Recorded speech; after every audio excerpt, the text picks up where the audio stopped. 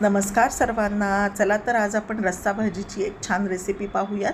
उन्हाळ्यात खरं तर भाज्यांचा खूप प्रॉब्लेम होतो. कधी कधी भाज्या अवेलेबल होत नाहीत, तर त्यासाठी ही चण्याच्या वाफवड्याची रस्सा भाजी खूप छान पर्याय आहे. याच्यासाठी आपल्याला चण्याची डाळ 4 ते 5 तास भिजवून घ्यायची आहे. भिजलेली चण्याची डाळ छान पुरणाच्या चाळणीवर निथळून घ्यायची आहे. पाण्याचा त्याच्यामध्ये अंश राहता कामा नये, नाहीतर मग ते बॅटर खूप पातळ होतं. त्यानंतर आपण पाहू शकता मी जाडी भरडी थोडी वाटून घेतलेली आहे. मिक्सरचं जे बटन आहे ते उलटं पालटं फिरवायचं. एकाच दिशेने फिरवलं तर ते छान वाटलं जात नाही.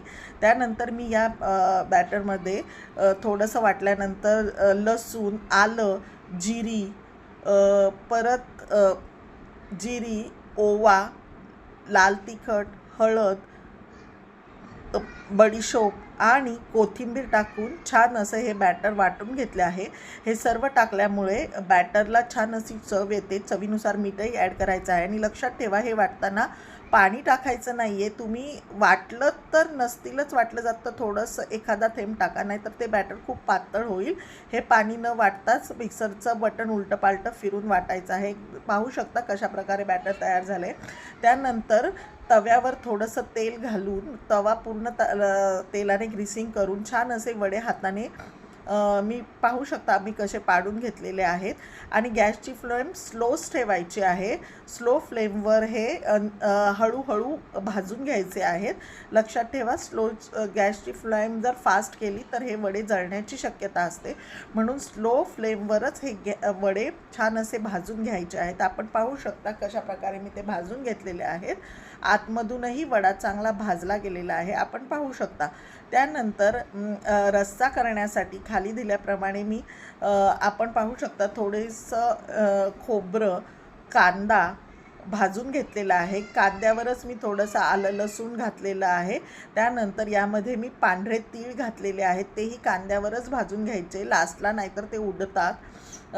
पांढऱ्या तिळाने चव छान येते. कोथिंबीर, असं सगळं वाटण मी वाटून घेतलेलं आहे. हे वाटण जास्तही बारीक नाही करायचं, मीडियम बारीक करायचं आहे, आपण पाहू शकता. त्यानंतर रश्श्यासाठी आपल्याला पाणी तापवून घ्यायचं आहे.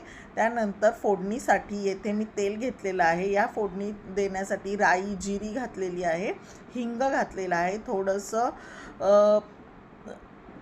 थोडासा आपल्या घरात असलेला मसाला, जो लाल तिखट मसाला आहे, काळं तिखटाचा मसाला आहे, जो आपण मसाले रोजच्या भाजीला यूज करतो ते आपल्या चवीनुसार ॲड करून थोडंसं मीठ घालून तेल सुटेपर्यंत हा मसाला छान परतवून घ्यायचा आहे.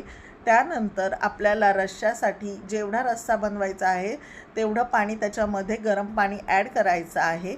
लक्षात ठेवा, थोडंसं पाणी जास्त ठेवायचं आहे, कारण जेव्हा आपण वडे टाकतो ते शिजल्यानंतर हा रस्सा हा थोडासा थिक होतो, म्हणजे घट्ट होतो. म्हणून थोडंसं कारण वडे टाकल्यानंतर पुन्हा शिजवायचं असतं, म्हणून थोडंसं पाणी जास्त ठेवायचं.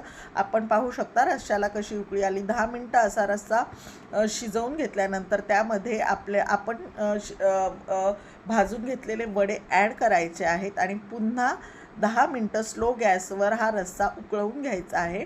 आता आपण पाहू शकता की रश्श्याला किती छान थिकनेस आलेला आहे. जर आपण रश्श्याला पाणी कमी ठेवलं तर तो वडे टाकल्यानंतर तो रस्सा खूप घट्ट होण्याची शक्यता असते. म्हणून थोडासा पाणी जास्त ठेवायचं. आता आपण पाहू शकता की 10 मिनटानंतर वडे किती छान शिजलेत आहे. रस्सा पण किती छान थिक झालेला आहे.